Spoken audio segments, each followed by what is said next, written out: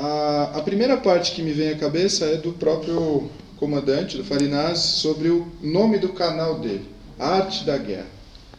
Acho que todo mundo aqui já passou em algum momento por esse livro na vida, se não por estratégia, por obrigação escolar. A Arte da Guerra, ela tem alguns caminhos, né? Dividir para conquistar, você ganhar uma guerra sem tirar a espada da bainha, tem vários caminhos por aí.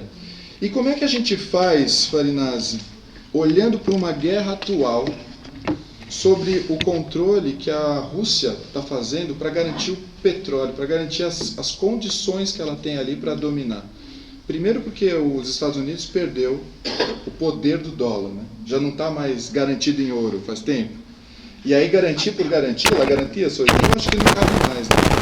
Como é que a gente entende o mundo da guerra da Ucrânia?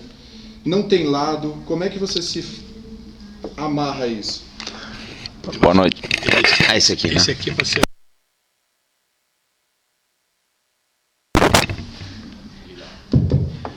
Boa noite, deputados. Obrigado.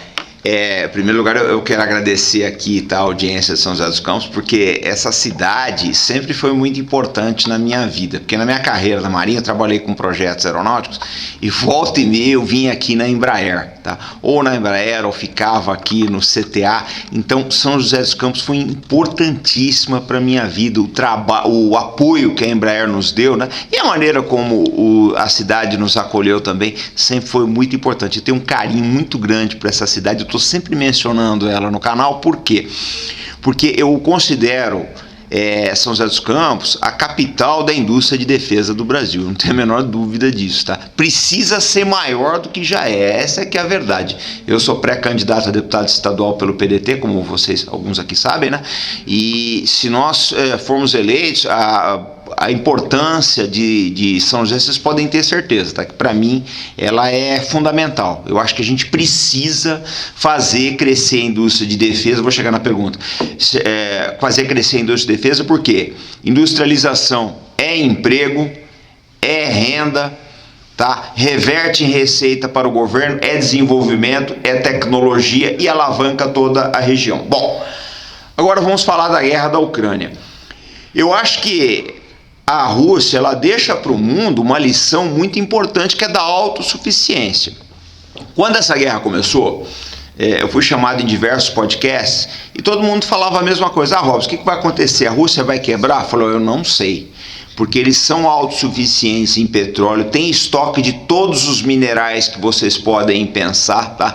Tem uma produção agrícola fora de série, tem sistemas de internet e de outros aplicativos independentes. Eu estava conversando com um correspondente que estava ontem em Moscou, né, um brasileiro.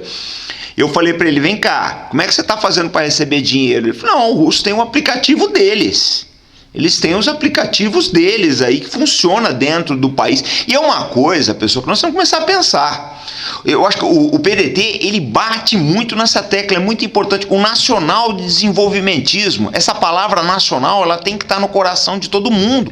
Nós não estamos pensando em soluções nacionais. Hoje, se o Brasil passar pelo cabedal de sanções que a Rússia passou, nós não temos mais nada. Porque lá eles tiraram tudo, tiraram o Uber, tiraram o Face, tiraram todos os aplicativos que vocês podem pensar. E o país pensou em soluções para tudo. Então a lição mais importante que fica da guerra da Ucrânia é a autossuficiência de um país. A Rússia sempre foi cobiçada, Napoleão invadiu, Hitler invadiu, os suecos fizeram guerra com os suecos, com turcos, com todos os povos que vocês podem pensar. Então eles têm, está muito claro na cabeça deles a necessidade de autossuficiência de um povo. A gente não tem essa visão. Nós somos um dos países mais ricos do mundo em termos de recursos naturais, seja água, petróleo, minerais, etc. E nós não pensamos que o dia de amanhã nós podemos ser vítimas de sanções. Eu estava no debate agora de tarde na rádio aqui em São José, eu falei, gente, nós não podemos entregar tudo de bandeja para esse pessoal que vem, nós não temos as mínimas condições hoje de defesa, tá, do nosso patrimônio, e essa é uma lição que a Rússia deixa. A Rússia deixa essa lição para o mundo. Eles cuidaram muito da indústria de defesa deles. Isso que aconteceu há alguns anos aqui em São José, da quebra da Ingesa, na Rússia eles não deixaram de jeito nenhum. O governo pegou todas as indústrias, colocou sob um guarda-chuva ali, tá?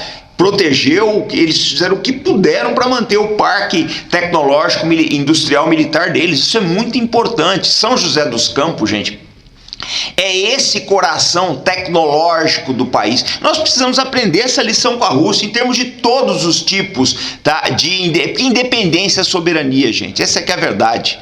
Autossuficiência é soberania. O Brasil tem condições, nós temos empresas aqui em São José que têm condições de pensar tanto em soluções de hardware como tecnológicas também, soluções de software, etc., para o país manter a sua independência. Nós temos que pensar em tudo isso. Então, para finalizar, eu penso da seguinte forma: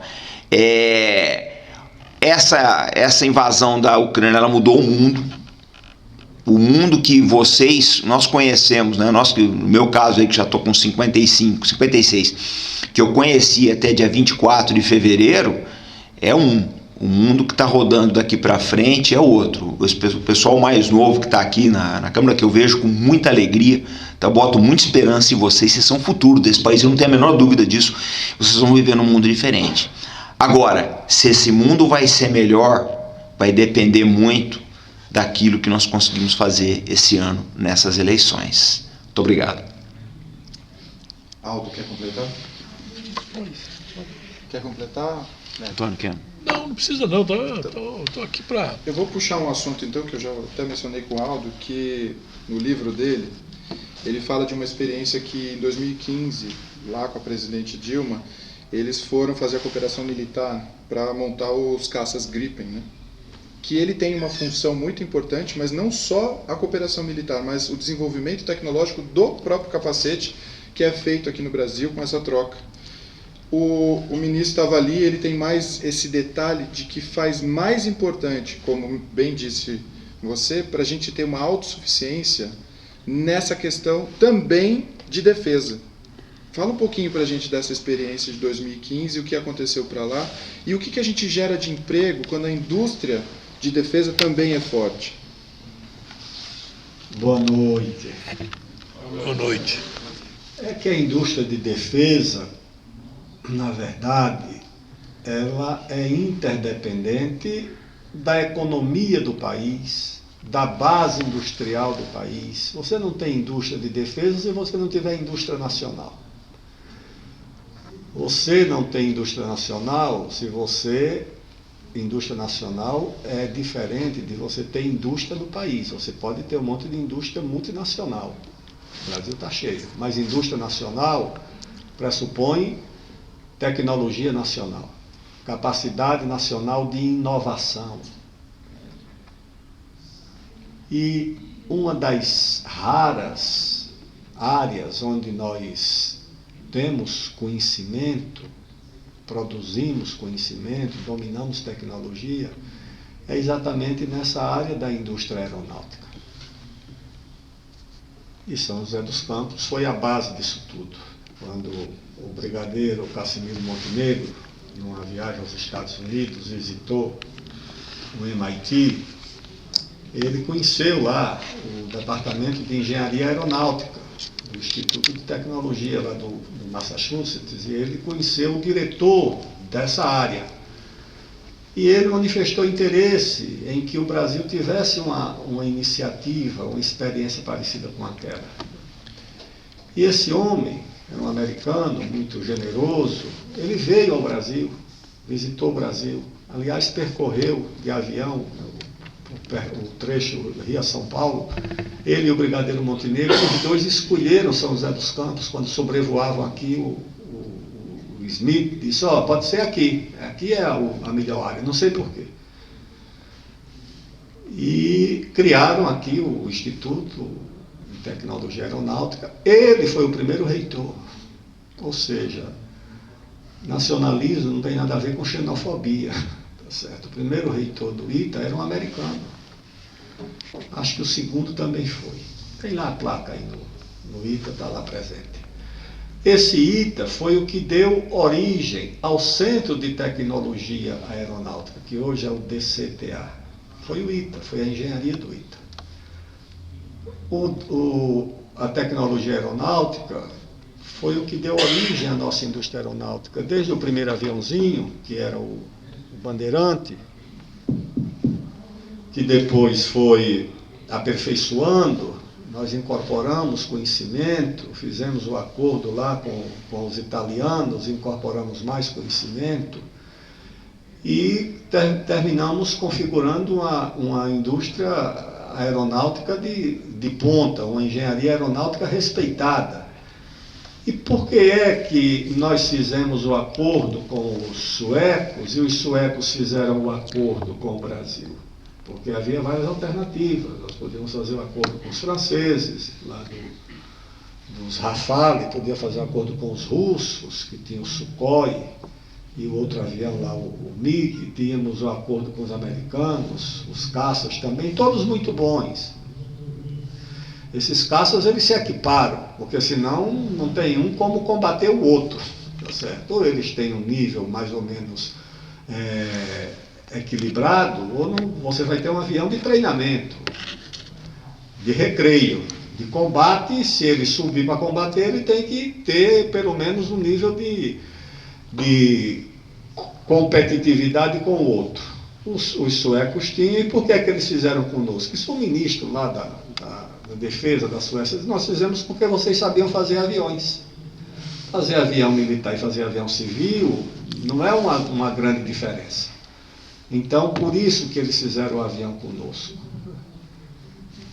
Depois, quando eu já estava no Ministério da Defesa, eu vi um noticiário segundo o qual a Índia estava comprando aviões da França, esses Rafale. Mas a Índia, quando compra, é assim, 100. Nós encomendamos o quê? 20 e poucos desses Gripen para cá. A Índia já encomendou mais de 100. Já tinha comprado um lote de aviões russos. Só que o avião francês é uma manutenção muito elevada e a transferência de tecnologia também é muito limitada. Quando eu vi a notícia, eu procurei o nosso embaixador na Índia, procurei o embaixador da Índia no Brasil, procurei o embaixador da Suécia no Brasil, procurei o Itamaraty. Eu digo, por que nós não convidamos a Índia para integrar o nosso projeto com a Suécia dos Gripen? Vai nos dar muito mais escala. A Índia faz compras muito maiores do que as nossas e as da própria Suécia. A Índia incorpora um conhecimento também muito importante na área de informática. E aí fizemos a iniciativa. As conversas foram feitas. E já eu estava para sair do governo quando recebi a primeira resposta e a primeira indicação de que a Índia tinha interesse em estudar a possibilidade. A Suécia já tinha concordado. E quando eu recebi a resposta do Itamaraty, recebi com a razão e com o argumento. Diz, a Índia quer participar do projeto porque confia, porque o Brasil e a Suécia sabem fazer avião. Tem o conhecimento para a fabricação do avião. Isso é o que dá confiança. Então, o domínio da tecnologia é algo decisivo, é algo fundamental. E para você ter tecnologia, não adianta pensar que tecnologia é uma coisa que vai sair do mundo privado, do mercado. Esqueçam, isso é ilusão. O investimento em tecnologia é um investimento de alto risco. De cada 100 tentativas, talvez 1 ou 2 dê certo. Você paga, o Estado paga milhares de cientistas, pesquisadores, constrói laboratórios, equipamentos caríssimos. Qualquer microscópio de última geração hoje custa 3, 4 milhões de euros um microscópio. Equipamentos de robótica, tudo isso é muito caro. Quem é que faz isso? É o Estado. O Estado é quem cria suas universidades, seus institutos. Nós teríamos um ITA se dependesse da iniciativa privada? Teríamos uma indústria aeronáutica? Teríamos uma indústria de defesa? Não teríamos. Isso é o Estado. E não é só aqui não, nos Estados Unidos também. De todos os recursos investidos em ciência e tecnologia nos Estados Unidos, metade mais um é pesquisa na área de defesa. Quando vocês veem esses gigantes da tecnologia espalhando suas máquinas, seus computadores, seus aplicativos, tudo isso teve origem em pesquisa na área de defesa, que depois se converteu em aplicativo de finalidade civil. Mas tudo isso foi na área. Aliás, esse Vale do Silício começou com o projeto dos Estados Unidos para levar o homem à Lua, o espaço, e determinou 3 generais da reserva para criarem uma empresa de pesquisa lá, uma startup lá no Vale do Silício. Foi como começou tudo isso. Então, em resumo, voltando aqui ao nosso caso, né, o que é que eu fui ver na Suécia? Porque o Brasil não é que tenha transferência de tecnologia, que nós também temos tecnologia, é que nós vamos fazer esse caça juntos. Nós mandamos algumas equipes para a Suécia. Eu visitei o pátio lá onde se faz os aviões, os Gripen. É a coisa mais simples do mundo, porque, aliás, é manual. Todas aquelas peças que são ali incorporadas naquele caça, é tudo manual. Cada taxa daquela que é colocada ali, tudo uma por uma. O grande gasto nesse projeto não é no material que faz o avião. Não, é na engenharia, na tecnologia. Aqui, a Embraer, quando eu era ministro, na área de projetos, tinha 3 mil engenheiros na área de projetos. Qual é a empresa no Brasil que emprega 3 mil engenheiros só na área de projeto? Você pode empregar na área de construção, de execução, de projetos. 3 mil era na época, o que eu vi aqui, quando eu visitava. Então, é o Estado que tem que incentivar, que começar, o recurso público é que tem capacidade para fazer esses grandes investimentos em todas elas, em todas as áreas. Então, a Suécia viu isso no Brasil, né? E esse caça, ele tem um mercado. De lá até eu fui à Finlândia, porque está ali do lado do Báltico, e os finlandeses tinham um interesse também em adquirir esses aviões. E agora que não comprou, foi atrás dos aviões, acho que dos americanos. Tem interesse em construir lanchas de patrulha com o Brasil. Até o ministro da Defesa da Finlândia veio aqui, ainda quando eu era ministro, fez uma visita para a gente ver se construía essas coisas em comum. Mas a chave é essa: ter tecnologia abre portas para novas tecnologias. Faz sentido. Farinazzi, o desenvolvimento de uma indústria, como o ministro falou, a gente está falando, eu retomei aqui uma ideia de 2015. Isso deve ter gerado milhões de empregos, isso movimentou uma indústria gigantesca. Você tem algum dado de 2015 para cá, o quanto isso movimentou de emprego, e você consegue ver o movimento dessa indústria para uma próxima gestão, por exemplo, do Ciro, que tem um projeto já consolidado? Você quer colocar isso, alguma ideia sua? Como é que você está construindo essa ideia? Eu sei que você faz parte de consultoria de defesa também, você deve falar bastante sobre isso. Mas onde é que está o trabalho? Onde é que está o desenvolvimento? Onde é que está a tecnologia que a gente pode abusar agora para os próximos anos, para a próxima geração?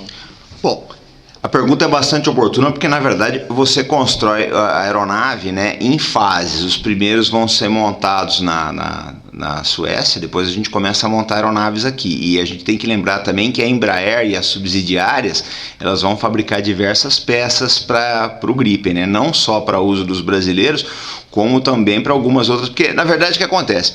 A versão do Gripen é uma versão customizada. Beta, a versão beta. É uma versão customizada para o Brasil, né? Então o que acontece? Apesar disso, ela tem peças comuns. Ela tem peças comuns que vão para outros países. A Embraer, ela não faz tudo sozinha, o que o ministro Aldo falou, gente. O trabalho da indústria de defesa, que às vezes as pessoas veem, nossa, mas o CEO da Lockheed ganha 20 milhões de dólares por ano, né? Você deve chegar lá e ter um monte de robôs. Não, a indústria de defesa, ela é toda artesanal, por incrível que pareça, é um parafuso por vez.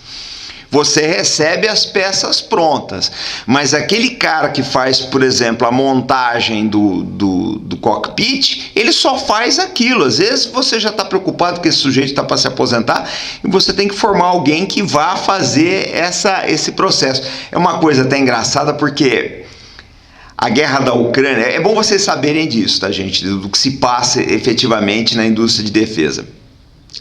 Na guerra da Ucrânia, quando começou esse fornecimento maciço de armas aí para os ucranianos, o pessoal falou, vai ser fácil, né? A indústria de defesa americana vai mandar o que tem de velho e vai repor com peças novas. Não foi assim. O material novo deve chegar daqui a 2 ou 3 anos. Primeiro porque os chineses dominam a cadeia de produção. Isso é uma coisa importante. Segundo também, porque você não faz da noite para o dia. A linha de produção, apesar do lucro dessas empresas ser enorme, a linha de produção é isso que o ministro falou, ela é pequena. Então o pessoal depende muito disso e muita coisa é terceirizada. Por exemplo, a Embraer ela não fabrica o trem de pouso, ela monta esse trem de pouso, né? Existe um projeto, lógico, que atende especificações próprias da Embraer, mas alguma empresa vai fazer isso e vai entregar. Então o que acontece? Não é só... Eu acho que o Gripen ele vai movimentar uma cadeia de suprimentos enorme, tá? Enorme. Por quê? As montagens que nós vamos fazer na Embraer, os testes que a gente vai fazer em Gavião Peixoto, porque o avião não é assim, né? Você chega, tá pronto, não pode vir pegar. Não, você tem o teste, a aceitação, um piloto de teste vai voar ele, vai ver se está na conformidade, para depois assina todas as autorizações, aquela aeronave é entregue. Isso tudo é emprego, gente. Você vai arrumar emprego para o pessoal que vai fazer a segurança dessas fábricas, os fornecedores, tá? As subempreiteiras, o fornecedor de combustível, os softwares que vão ser atualizados constantemente. Software de aeronave a gente troca toda hora tem uma atualização, mudou um parâmetro qualquer, você muda um software, vai ter uma empresa que vai se beneficiar disso aí, que vai gerar outros empregos, tá? Você tem aí toda a economia que existe em torno das bases aéreas. Isso não pode ser desprezado, gente. Isso não pode ser desprezado. Vocês querem uma prova disso? Fala pro prefeito, vai lá para Caçapava, fala pro prefeito, nós vamos tirar o 6º bio daqui. Ele pula. Porque ele sabe o quanto que isso movimenta em termos de economia. Mesma coisa aqui, se a Fábio um dia tirar as unidades dela aí, a economia de São José dos Campos vai sofrer. Então, a gente acha que a defesa é só investimento. Não é. Defesa também traz emprego, defesa traz receita. E a defesa, ela traz um produto, gente, que vocês não conseguem perceber, graças a Deus, que é a segurança. A gente só sabe o que é o valor da segurança quando a gente perde. A Ucrânia, há 30 anos atrás, ela tinha o 3º maior estoque de armas nucleares do mundo. Do mundo. Entregaram esse estoque de armas, pasmem, para a Rússia. Olha, hoje, um jovem ucraniano de 20 anos, o que ele deve pensar dos políticos daquela época? Então, nós não estamos falando aqui apenas de emprego, nós estamos falando da sobrevivência do país. Nós estamos falando aqui da nossa capacidade de poder falar, de poder estar falando português daqui a 30 anos. Desses jovens que estão aqui quando tiverem a minha idade, aí lembrarem e falar, olha, a gente tem uma vida mais confortável hoje, uma vida digna de brasileiros, porque a geração daquela época lutou por isso. Mas eu quero aproveitar uma coisa aqui que é muito importante, tá? Que está relacionado a emprego e que não está se falando muito. É uma coisa que a indústria de defesa ela não vai sentir tanto isso diretamente, mas o resto da sociedade brasileira vai. Eu queria depois que o companheiro Antônio Neto aqui desse uma palavra, porque ele teve recentemente na Organização Internacional do Trabalho e o PDT está brigando, tá, para que haja uma convenção internacional com relação aos trabalhadores de aplicativo, gente. É muita gente. A gente acha que é só o Uber, só o iFood, não é não. Eu trabalho com um aplicativo grande que é o YouTube e eu vejo o sofrimento desse pessoal aí. Hoje em dia, um trabalhador de aplicativo, ele tem menos direito do que um mineiro britânico no século XIX. o mineiro das minas de carvão. A situação de emprego é precária. A gente precisa normatizar isso daí. Nós precisamos regular isso daí. Porque essa talvez seja uma das transferências de renda para fora do Brasil mais perniciosas que existem. Eles pagam uma mixaria para o trabalhador do Uber, do iFood, aí, do YouTube, e essas companhias americanas ficam bilionárias. Então eu gostaria, tá, que depois vocês dessem uma puxada nesse assunto, tá, Antônio, pra você falar da sua experiência recente aí, porque isso vai impactar a vida de todo mundo, gente. Vai impactar a vida de todo mundo. Esse menino de 20 anos de idade que tá trabalhando no iFood hoje, como é que esse cara vai... Eu falei outro dia pro rapaz, tava batendo papo com o motorista Uber, eu falei, vem cá, você vai dirigir Uber até os 60 anos de idade, você não tem rede de proteção social nenhuma. Então a gente precisa pensar em todas essas coisas, em tudo isso. Nós temos que pensar em tudo no Brasil, principalmente pensar no futuro desse pessoal. O pessoal que está chegando agora. A gente tem uma preocupação muito grande, acho que é uma preocupação de dadas as tradições do PDT, tá? De emprego, bem-estar social e futuro. Então, só para encerrar esse tópico aqui da indústria de defesa, eu não consigo aquilatar para você a quantidade de empregos indiretos que a chegada desses novos insumos, né, do Gripen aí vai trazer. Mas existem estudos aí que dizem que para cada real que você investe na área de defesa, você tem um retorno muito bom para a sociedade. Porque só o cluster aeronáutico aqui, da Embraer, você tem centenas de empresas que fazem fornecimento de tudo. Porque não é só item aeronáutico, gente. Serviços, limpeza, restaurante, essas empresas terceirizam tudo. Então nós temos que pensar na defesa, pessoal. Nós temos que pensar na defesa não apenas sobre o quesito da nossa segurança, tá? Mas também para desenvolvimento do país. Obrigado. Quer comentar, né? Antônio.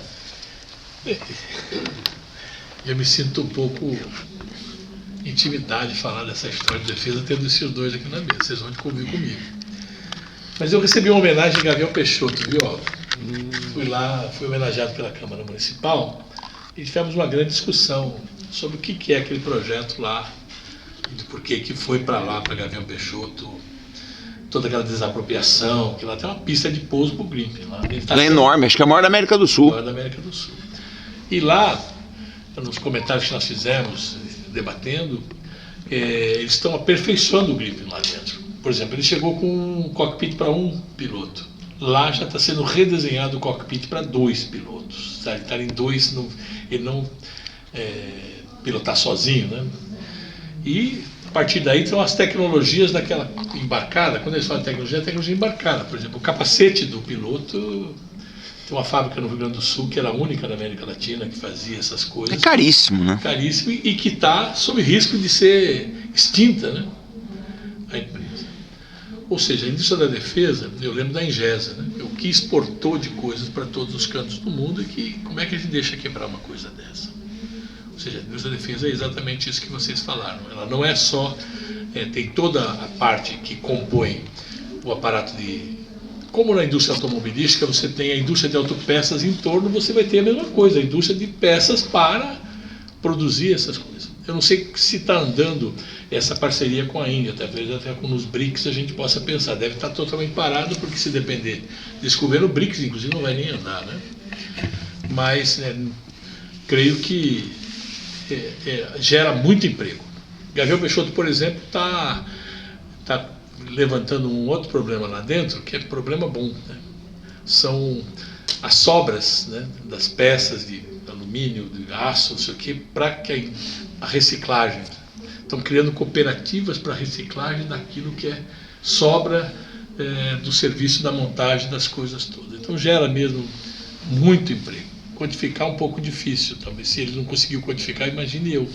Ainda mais fiquei muito impressionado em Gavião Peixoto de ver o aparato que foi montado para receber essa aeronave e a transferência. Eu, na época do conselhão do Lula, não sei se o ministro vai lembrar disso, a discussão estava caminhando para o caça russo, né? Que até por causa da similaridade espacial do país Rússia com o Brasil, a gente sempre achou que aquele seria mais... Tinha um grupo querendo o Rafale francês, e a gente vai falar, aquele é pequeno, porque a defesa da França é pequena. Eu era da parte do grupo que defendia o caça russo. Mas aí com a ida da Sábia, a questão da Suécia, e principalmente, e o mais importante, na transferência de tecnologia. Ou seja, foi 100% de possibilidade de transferência de tecnologia. Então, para isso, não há nada que nos convença mais do que você possa, ao transferir a tecnologia, automaticamente você poder aperfeiçoá-lo e, acima de tudo, entrar para o mercado. Isso que o Aldo falou é uma coisa muito importante. Só há essa parceria porque o Brasil tem... Quantos países no mundo vocês sabem que constroem avião? Acho que não dá dedos de uma mão, dá? Porque... E nós temos isso. Criamos aqui um carga, que é um dos cargas mais potentes, né? Que é o K360. É isso? É o KC-390. K390. Indústria competitiva, nós temos 4 no mundo. A Boeing, a europeia, que é Tem a europeia, Airbus. a Airbus, a canadense, a Bombardier. a Bombardier em avião médio e a Embraer. São os 4 fabricantes do mundo. Então, por isso que a gente tem que dizer o seguinte, nós temos que fazer o Projeto Nacional de Desenvolvimento que possa resgatar efetivamente cada vez mais o investimento dentro disso. Alguns dizem 6% do PIB, outros dizem 3% do PIB, mas precisa, hoje está 0,8% do PIB, né, de investimento em defesa. Dando um adendo aí, lembrando que o brasileiro que inventou o avião. Boa. Boa. Com relação ao teto de gastos, né, ele fala, né, comandante, ter uma margem de manobra muito pequena para investir. Como é que ficaria isso, Farinazzo, com relação a esse dinheiro, poder investir, escapar disso?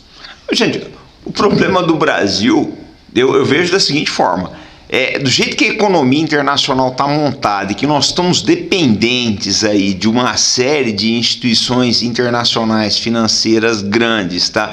Que drenam os recursos do país, não tem teto de gasto que vai resolver, não sobra dinheiro para investir. Não sobra dinheiro para investir, é uma realidade. Agora mesmo com essa questão da Ucrânia, e é interessante o Aldo e o Antônio colocarem isso aí, o pessoal está levantando exatamente esse problema da armadilha da dívida. A armadilha da dívida que os países têm, dívidas impagáveis, tá? Que na verdade só vão drenando, não sobra recurso, gente. A verdade é que não sobra para o Brasil investir. Isso foi no governo Dilma, foi no governo Lula, é no governo Bolsonaro, vai continuar assim se a gente não romper esse círculo vicioso. Essa é que é a verdade. Pessoal, eu vejo às vezes o pessoal chega lá no canal, Robinson, mas as forças armadas, deixa eu comprar isso, deixa eu comprar aquilo. Eu falei, meu filho, você não quer ensinar o Padre Nosso pro vigário, né? Um general de 40 anos de serviço, ele sabe o que a tropa dele precisa, que não tem dinheiro.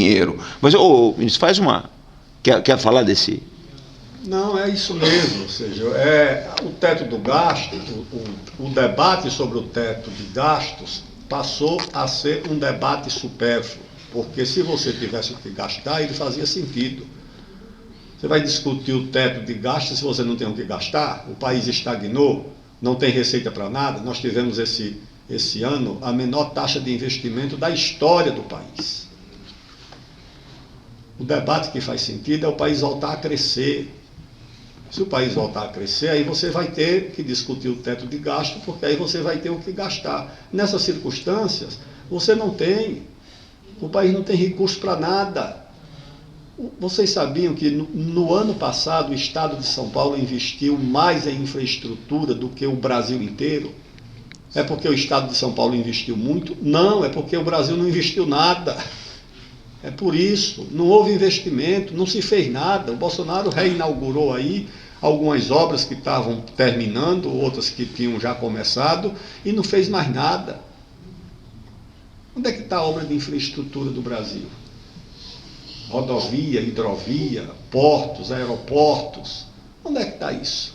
País estrangulado. E quando falta recurso, tá certo, sobra decisões erradas do Supremo, que proibiu lá uma ferrovia no Centro-Oeste, uma tal de ferrogrão. Como é que se proíbe uma ferrovia? O plano quinquenal chinês estabelece, anunciado esse ano agora, janeiro agora, Até 2025, os chineses vão construir mais 38 mil quilômetros de ferrovias. 12 mil quilômetros de ferrovia de alta velocidade, mais o resto, 20 e poucos mil, É a previsão de investimento. de ferrovia comum, normal. O chinês hoje já pega uma mercadoria em Pequim e deixa em Milão. O chinês ligou todas as suas cidades com mais de 500 mil habitantes, que são muitas, com ferrovia de alta velocidade. Meu filho fazia um mestrado lá na Universidade de Xangai. Disse, não, pai, eu vou à cidade e tal. Eu digo, mas meu filho, essa cidade, vi no mapa aqui, fica a 1000 quilômetros, dá tempo de você ir no fim de semana e voltar? Eu disse, pai, são 4 horas de viagem. 4 horas de viagem. Então, essa é a situação nossa, entendeu? Nós temos que fazer o país voltar a crescer. E como? Aí, como diz lá, são outros 500. Bom, mas no caso... Espera aí, deixa eu só continuar aqui, depois eu abro para a pergunta, tá? Deixa eu só falar uma coisa, um minuto só, um segundo. Gente, uma coisa rápida aqui que eu preciso falar para vocês. Eu mostro sempre uma foto no canal Arte da Guerra, essa foto é sensacional.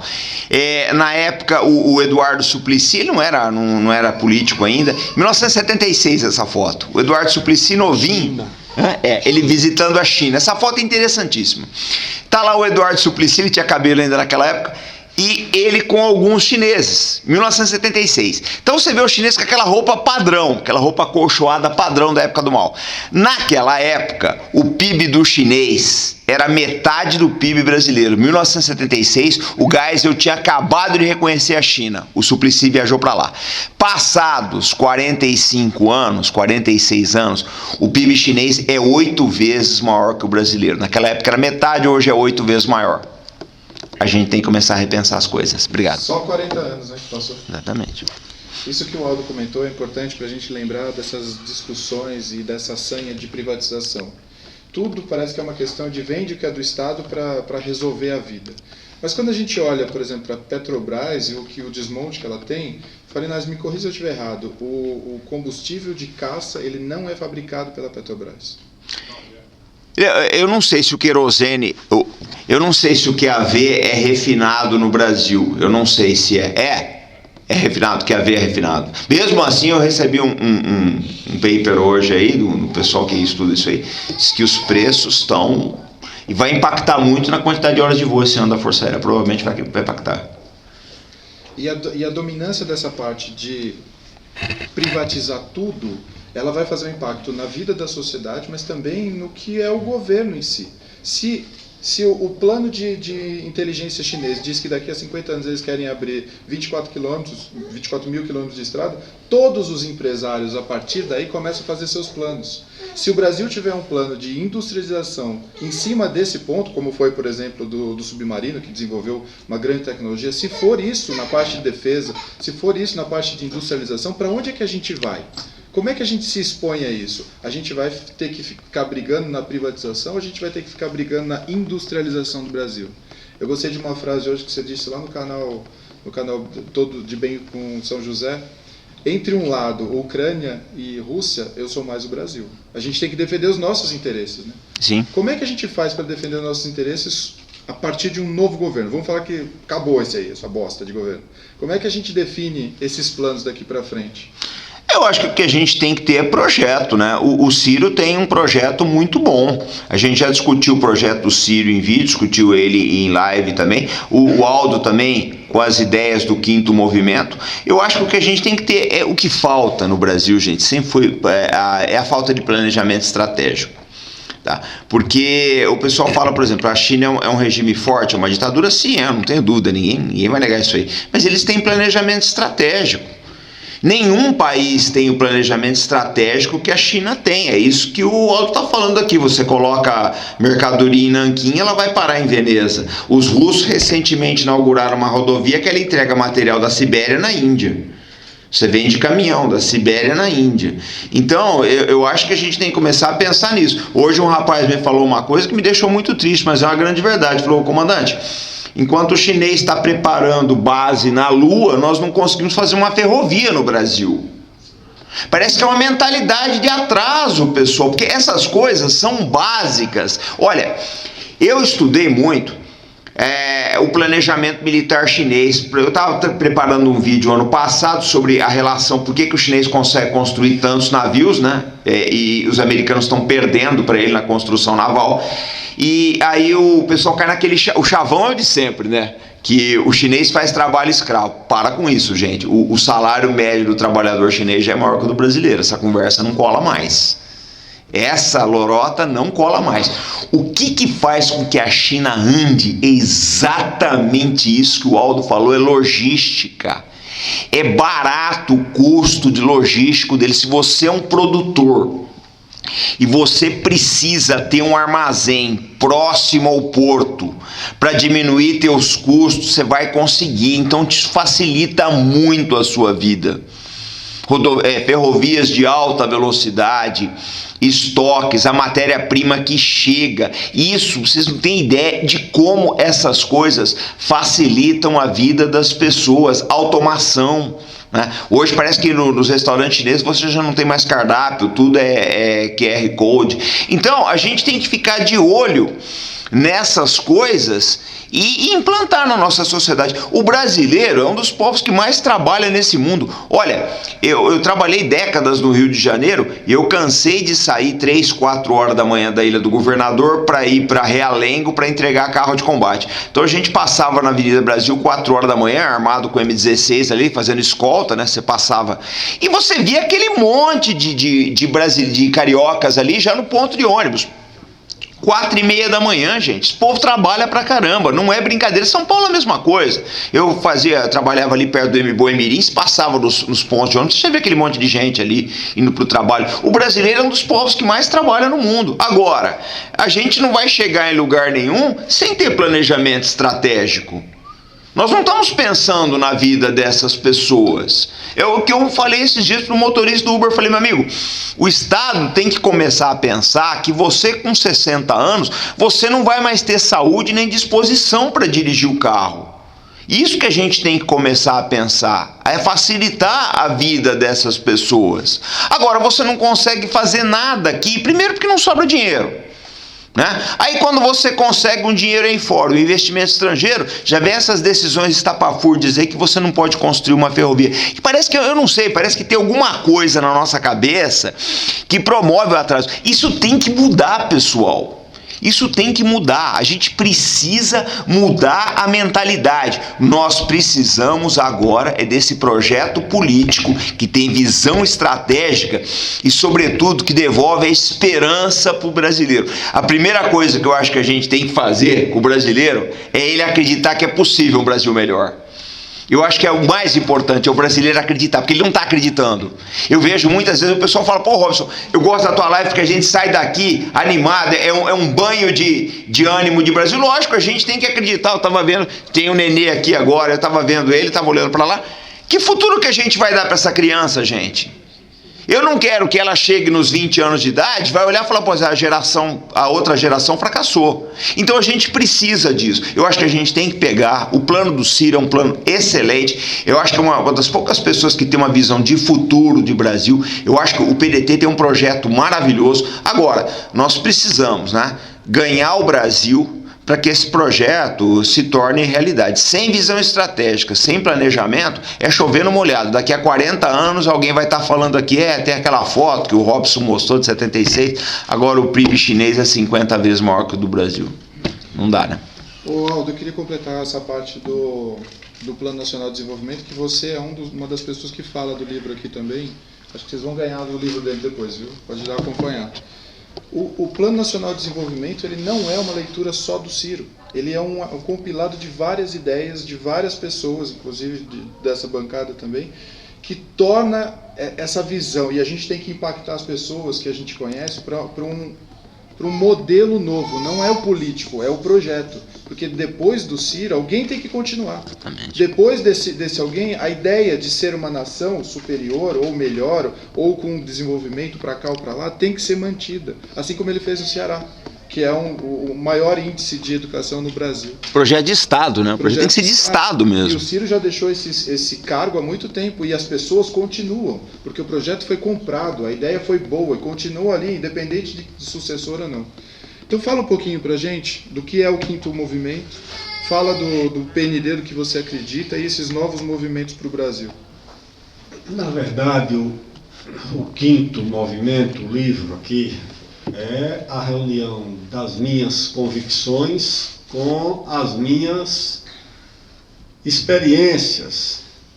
E o resultado disso é uma proposta de como o Brasil retoma o seu projeto nacional, que foi interrompido por esse processo de desorientação em que mergulhamos nos anos de 2013 e 2014, quando o país foi para a rua contra o próprio país. O primeiro movimento, por que quinto movimento? Porque o primeiro movimento é o da construção da base física, da geografia, do território. O segundo movimento é o da conquista da independência. O terceiro movimento é o da consolidação da independência e da unidade do território, que ficou ameaçada. Algumas vezes, o Brasil chegou a ter 4 guerras civis simultâneas, algumas delas separatistas. O Rio Grande do Sul proclamou uma república, nomeou um presidente. Os pernambucanos proclamaram uma outra república, a Confederação do Equador. Reuniram $800 mil em dinheiro para comprar armas nos Estados Unidos. Conseguiram uma reunião com o Departamento de Estado, que nomeou um cônsul favorável aos rebeldes. Quando o Frei Caneca foi fuzilado, herói e mártir, mas do lado dele foi fuzilado um americano que participava da conspiração. Então não foi uma coisa fácil no Brasil. Se não tivesse a existência de 2 instituições que mantinham um distanciamento dos caudilhos regionais, que era a Marinha e o Exército, que não tinham laços com essas lideranças do caudilhismo local, ou em Pernambuco, ou no Rio Grande do Sul, ou na Bahia, ou no Pará, ou no Maranhão, não sei se nós teríamos conseguido manter a unidade do país. Pois bem, então esse é o terceiro movimento. Um quarto movimento é a República com a Era Vargas, que o Brasil industrializou-se, construiu uma legislação social avançada, nos deu esse perfil econômico que nós temos hoje. Entre 1930 e 1980, o Brasil foi o país que mais cresceu no mundo. Por essa razão, nós não precisamos de buscar modelo de ninguém, manda um monte de menino inteligente, bem pago, para aprender o quê nessas escolas americanas de economia? Aprender o quê? Nós tivemos durante 50 anos, de 30 a 80, a economia que mais se desenvolveu no mundo, com um modelo nosso, sem precisar ninguém fazer doutorado em Chicago. Precisou mandar ninguém para Chicago. Todo mundo aqui, aliás, o ministro da Fazenda não era nem economista, o gaúcho lá, o nome dele, Oswaldo Aranha, que era ministro de tudo, foi ministro da Fazenda, foi ministro das Relações Exteriores, organizou a guerra, era advogado. O Getúlio, o pai da industrialização brasileira, nem industrial era um fazendeiro.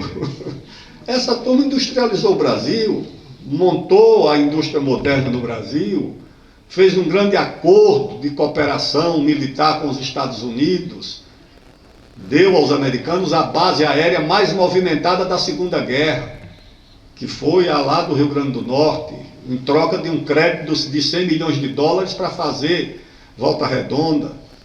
Dessa visita aos Estados Unidos, nós trouxemos o ITA. Então, o Brasil não precisa desses modelos. Esse foi o quarto movimento. Aí entramos aí em 2013, numa situação de dificuldade econômica, de crise econômica, de desemprego, de desespero. Organizaram um movimento de sabotagem contra a Copa, com grupos de esquerda, de direita e outros desavisados. O país mergulhou nessa situação. O resultado está aí. A desorientação permanece. Aí eu proponho o quinto movimento. E o quinto movimento, na área da economia, como retomar o crescimento da economia, coisas que naturalmente estão lá no livro do Ciro também. Você tem que enfrentar a financiarização da economia do país. A economia não pode viver para os bancos. Eu era menino, na minha cidade tinha um banco. Era um banco para financiar a produção. Os bancos antigamente, aliás, todos eles falavam de alguma forma em produção. Era o Cominde. O que é o Cominde? Era o comércio e indústria. Era o banco da lavoura. O banco era o intermediário para fazer a economia crescer. Não era para ele próprio crescer, não. O banco virou uma fábrica de derivativos para fazer a fortuna de quem já tem fortuna, arrancando dinheiro de quem produz, do mundo da produção, do trabalho, da classe média. Então, pessoal, o livro tem esse objetivo. Na área de ciência e tecnologia, voltar a investir em ciência e tecnologia. As bolsas, né, de estudo. Isso acabou. Nós não temos nem dinheiro para pagar as bolsas do CNPq. Acabou isso. Estamos numa situação de muita dificuldade. Investir na área de defesa. Eu convidei lá quando era ministro da Ciência e Tecnologia, depois no Ministério da Defesa, uma moça, uma estudiosa, uma especialista americana, professora lá na Inglaterra, que escreve sobre esse assunto de inovação, a professora Mariana Mazzucato, escreveu um belo livro chamado O Estado Empreendedor, exatamente mostrando que quem empreende na área do conhecimento é o Estado, não a iniciativa privada. Para fazer um estudo lá do nosso sistema de inovação, de ciência e pesquisa, para ver a nossa situação de indústria de defesa. E ela só confirmou, disse, não, vocês têm um sistema bom, os institutos, as universidades, agora precisa fazer as encomendas, é que vocês, os institutos de vocês vão para um lado, a economia vai para o outro. Vocês têm que juntar, colocar a serviço do desenvolvimento do país essa estrutura de conhecimento, de universidades que vocês têm, que não se falam. Na área de defesa, ela disse a mesma coisa, o que ela já disse nos livros dela. Claro que a indústria de defesa é importante para a economia do país. Quando você investe em defesa, você não está investindo em defesa estrito sensu. Você está investindo em tecnologia que vai ter finalidades civis. E é isso que eu, em resumo, digo nesse livro. Contesto teses aí que hoje estão na esquerda, né, que é essa política identitária de substituir a luta coletiva pelas lutas individuais. Os interesses e os direitos individuais são muito importantes, compõem a agenda democrática, mas não substitui a agenda nacional, o desenvolvimento nacional. Se o país não se desenvolver, ele não vai dar certo para ninguém. Independentemente de sexo, de raça, de orientação sexual, esqueça. Ou o país dá certo para todos ou não dá certo para ninguém. É isso que nós precisamos estar convencidos. A agenda da transformação é uma agenda coletiva. Não é uma agenda que se divide pela biologia, mesmo. É essa polêmica que eu também faço. A luta contra o racismo no Brasil é a valorização da miscigenação. Não é dividir o país em preto e branco, é fazer todo o país reconhecer a contribuição africana, a formação social brasileira como um todo. Bem, o resto, quem tiver a curiosidade de conseguir sobreviver a 15 minutos de sono lendo o livro. Autor, independente de quem possa ganhar, como ele comentou, a gente sempre cai na esparrela de chegar em Brasília e vamos colocar assim, você cair na mão do centrão, cair na mão da política profissional. O presidente que está lá de plantão, ele cai na mão de deputados, senadores que muitas vezes estão desconectados dos projetos brasileiros e estão ali tocando os seus projetos particulares. Isso não é um problema só no Brasil, tem na Europa e nos Estados Unidos também, mas notadamente no nosso. Como que o próximo presidente, você que entende disso, que foi presidente, como que o presidente ele vai conseguir escapar disso? Porque parece ser um vórtice inescapável dos presidentes. Ele senta na cadeira, ele tenta tocar o projeto, daqui a pouco chega o centrão, chega os políticos profissionais e fala, amigo, peraí, aqui é Brasília, não é bem assim. Você está sonhando demais e a política brasileira é diferente. Como escapar disso? Como tocar o projeto, como fala o comandante Farinas? Por exemplo, a gente tem o problema do Leão de Tucuruí, que até hoje está lá parado e o presidente, por exemplo, ele não consegue, por exemplo, resolver aquele problema do Leão de Tucuruí com uma canetada. Porque entra um partido, entra outro partido, fala que não vai fazer. E como é que resolve isso? Primeiro que o Leão de Tucuruí não tem nada a ver nem com o Centrão, nem com o partido. Ah, tá, tudo Porque bem. a narrativa de colocar toda a culpa da tragédia do país no Centrão cabe como uma luva na criminalização da política. Ok. Se não existisse o Centrão, tudo bem. Eu tenho todas as críticas que podem ser feitas ao Centrão. Mas eu não acho que o Centrão seja o principal vilão da situação do Brasil. Que Sinceramente, bom que você não. explica Tá isso. certo? Tudo bem. Faz o seguinte, você quer governar com o Centrão ou com os banqueiros? Eu digo, bota o Centrão, eu governo com eles. Não quero governar com banqueiros. Tudo bem. Por quê? Claro que o Centrão, quando pega um governo fraco, ele monta no governo e ele manda. Quando ele pega um governo fraco, se estiver muito fraco, ele derruba.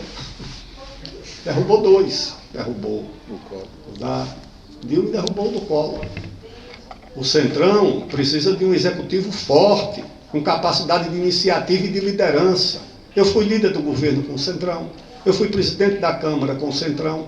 Não me lembro de nada que o Centrão tenha impedido o governo de fazer. Não me lembro de nada. Não impediu de fazer Código Florestal, não impediu de fazer reforma nenhuma.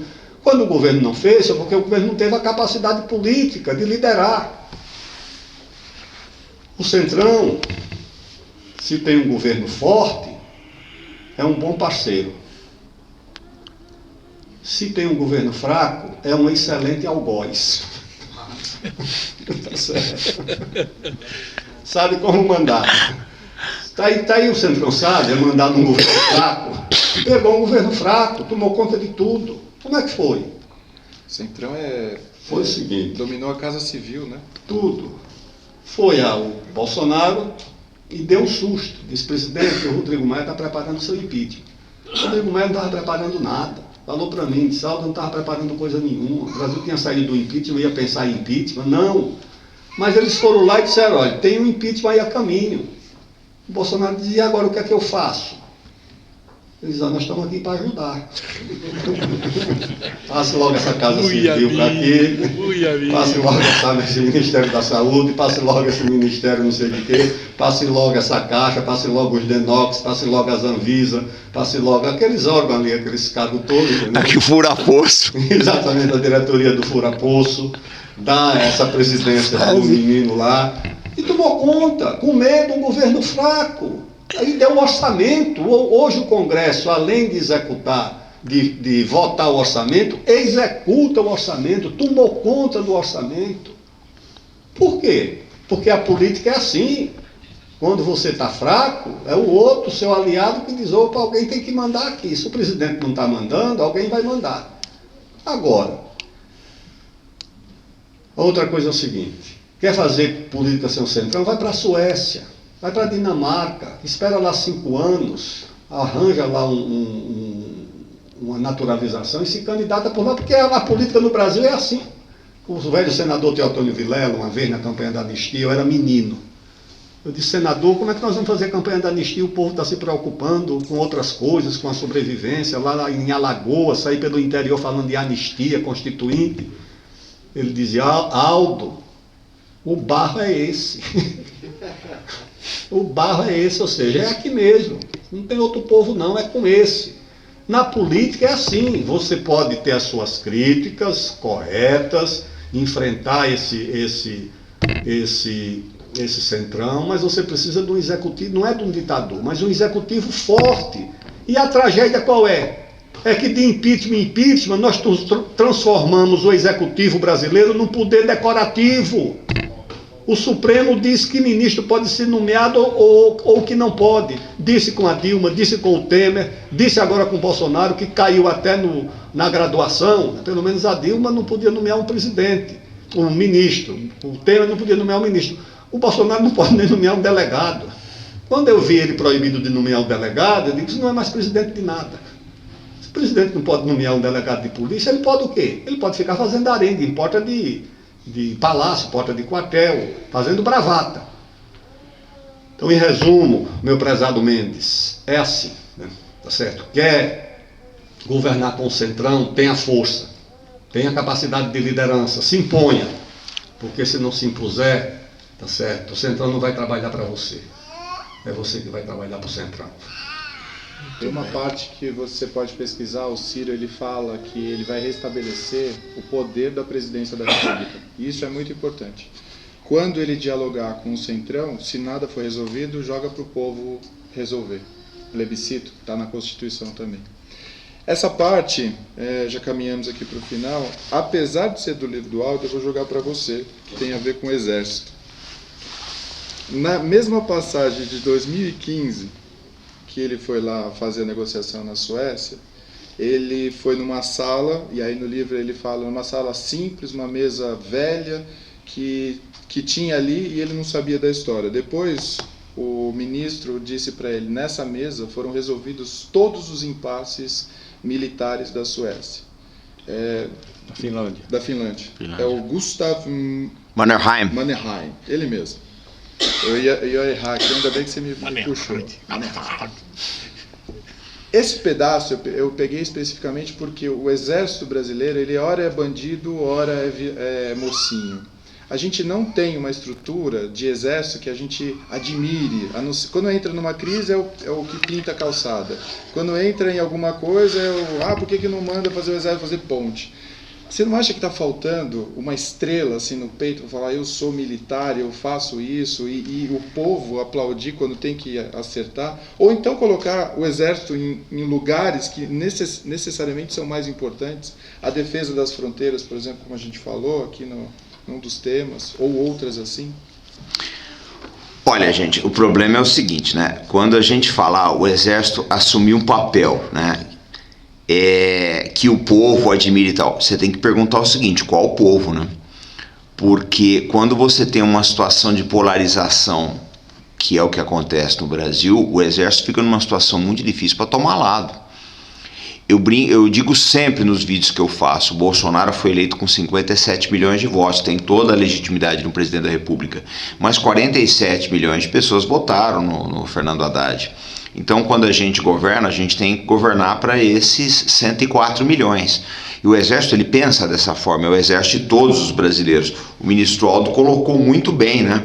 Quando teve as revoltas do Império, o Exército procurou agir, o Caxias procurava agir muito mais como pacificador do que como militar. Ele, assim que acabava, né, o embate das armas, ele já vinha com um plano de pacificação. A ideia do Exército é não ver o país dividido de forma alguma. Eu vou dizer uma coisa para vocês.